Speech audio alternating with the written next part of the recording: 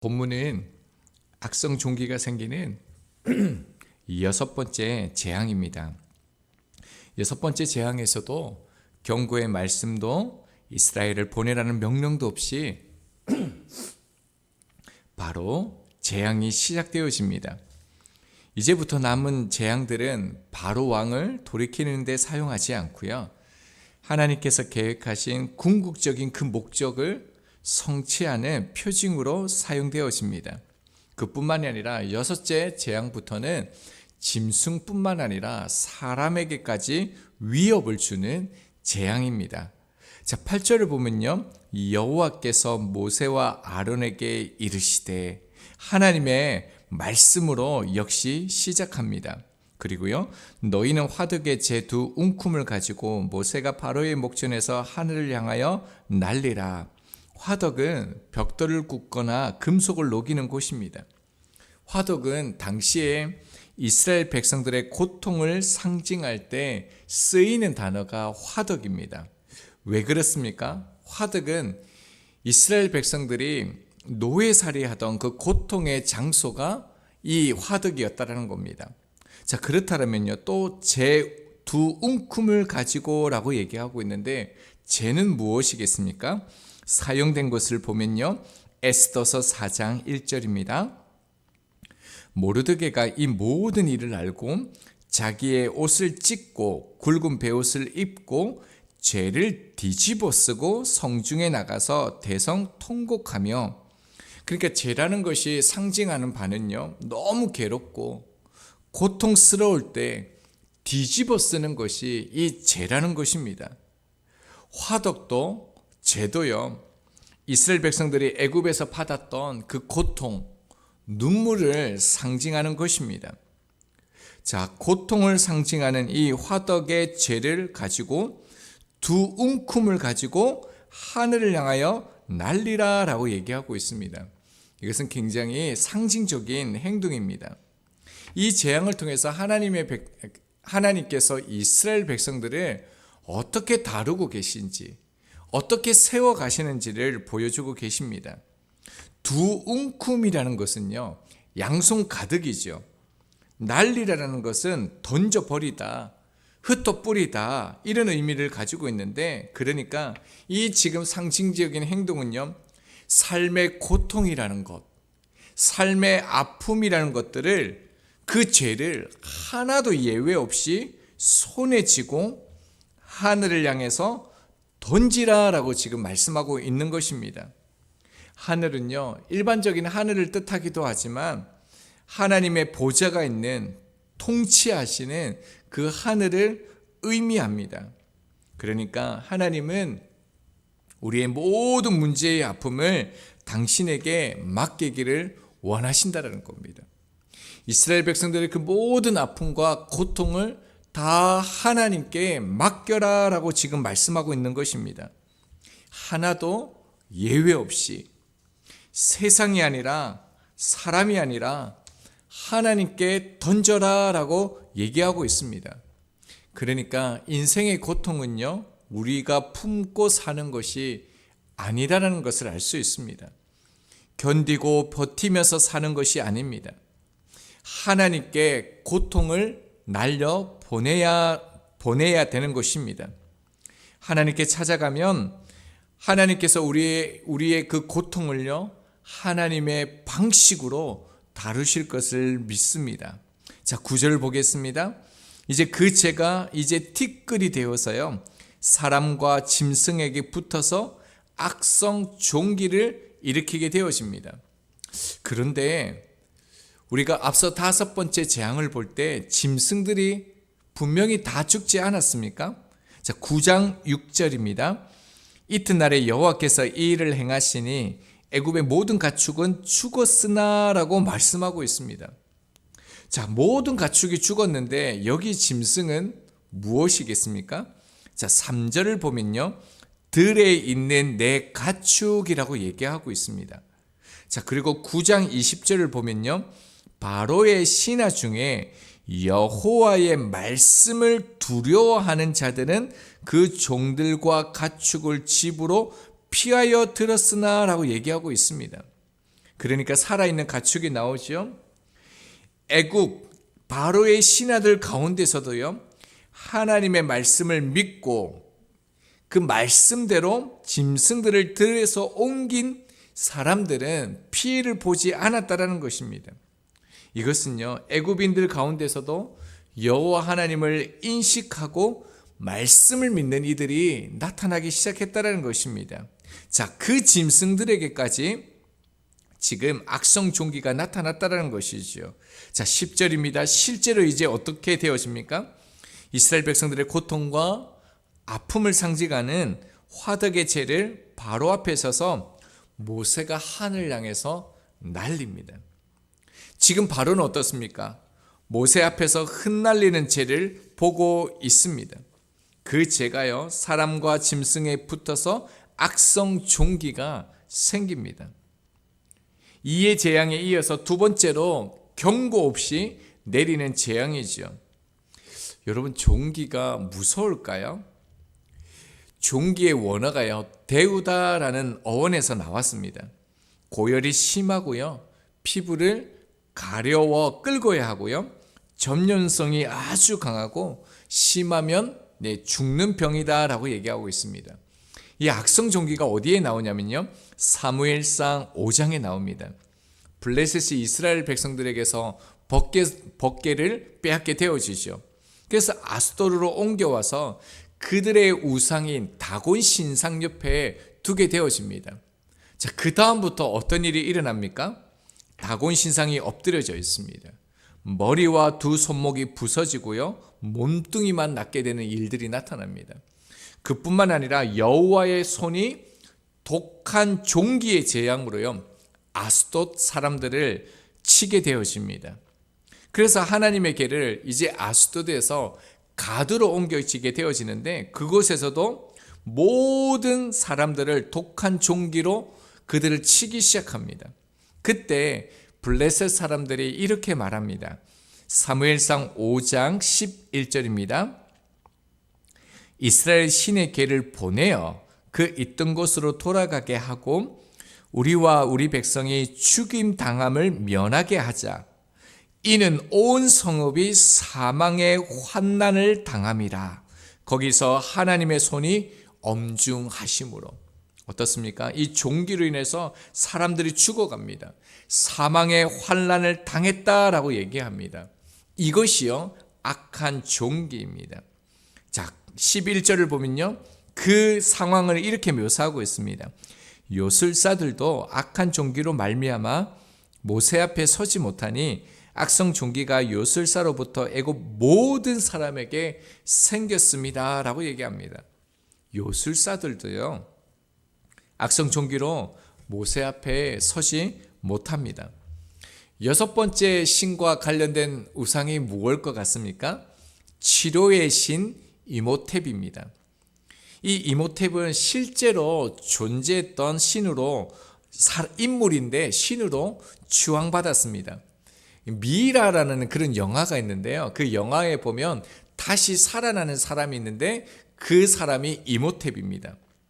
이모텝 신을 위해서 왕궁에 제단을 만들고요, 그곳에서 사람을 불태워 제사를 드립니다. 그리고 그 타고 남은 재를요, 하늘에 뿌렸다라고 얘기합니다.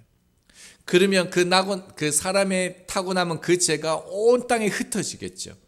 그리고 그 재가 떨어지는 곳마다 재앙이 달아난다고, 치료가 되어진다라고 믿었습니다.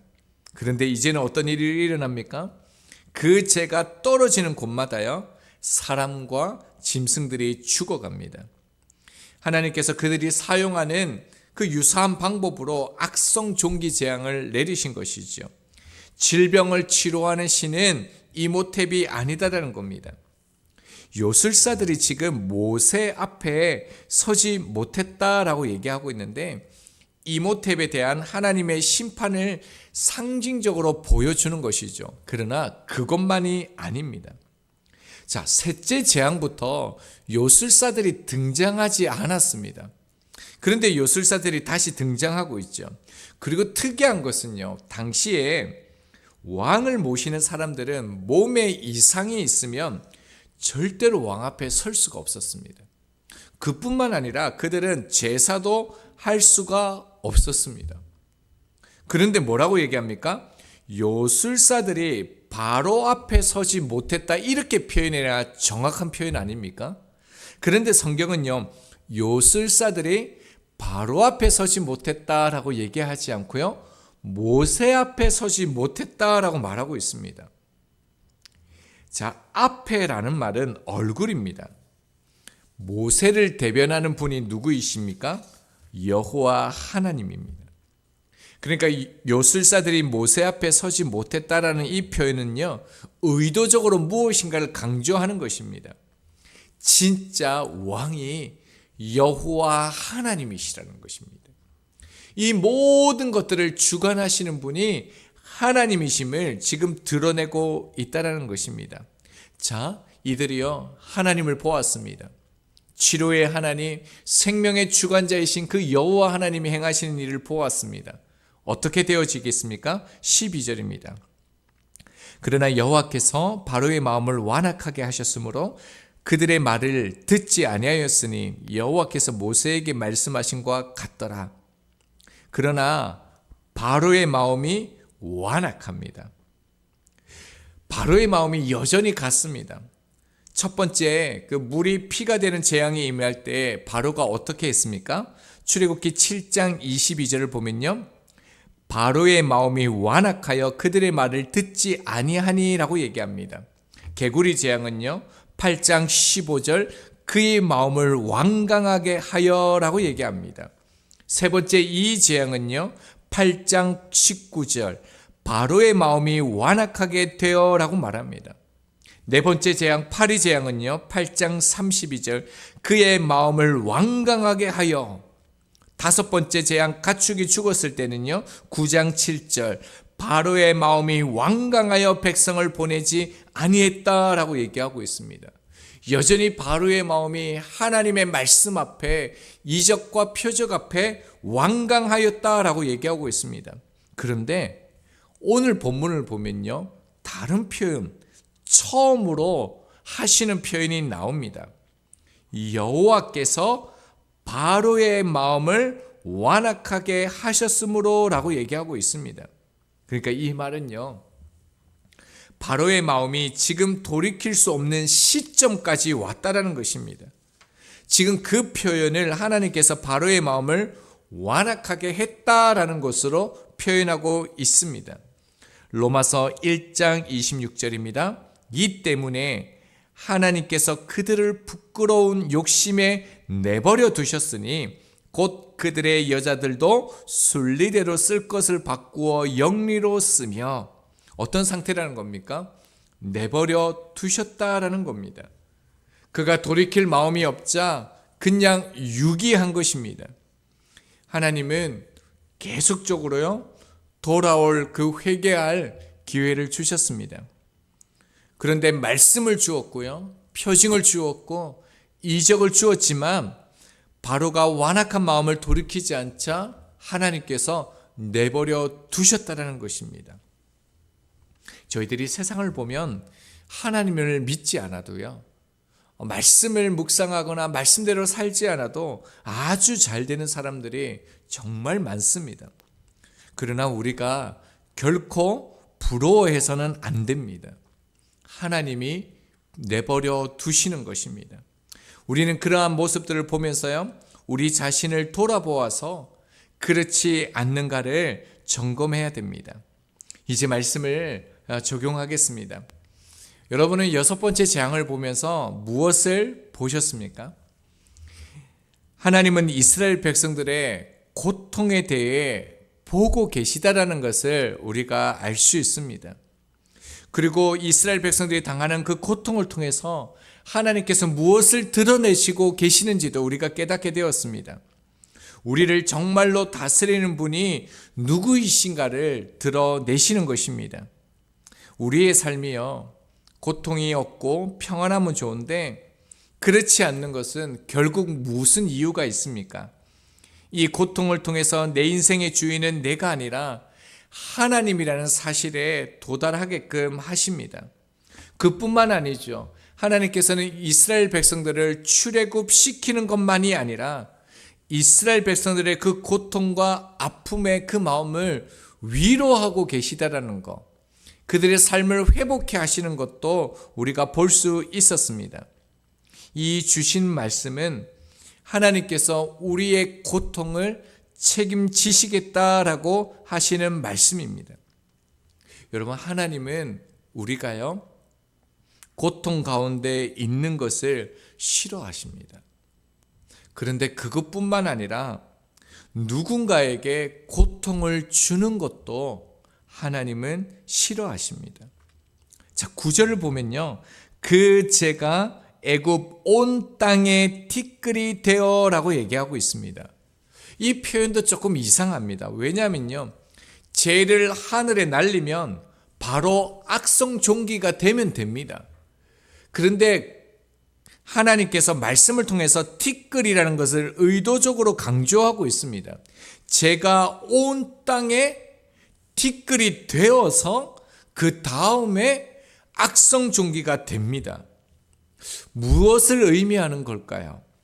티끌은 우리가 앞서 세 번째 재앙에서 살펴보았습니다. 티끌은요, 흙입니다.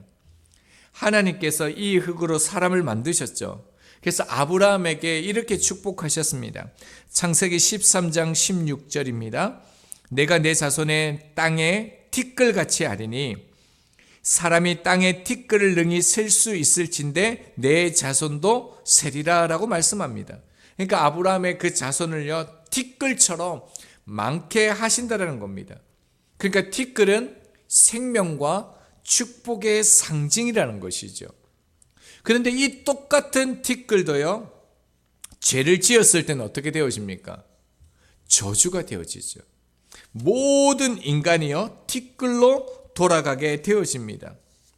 티끌은요, 한편으로는 생명이고요, 한편으로는 저주라는 겁니다.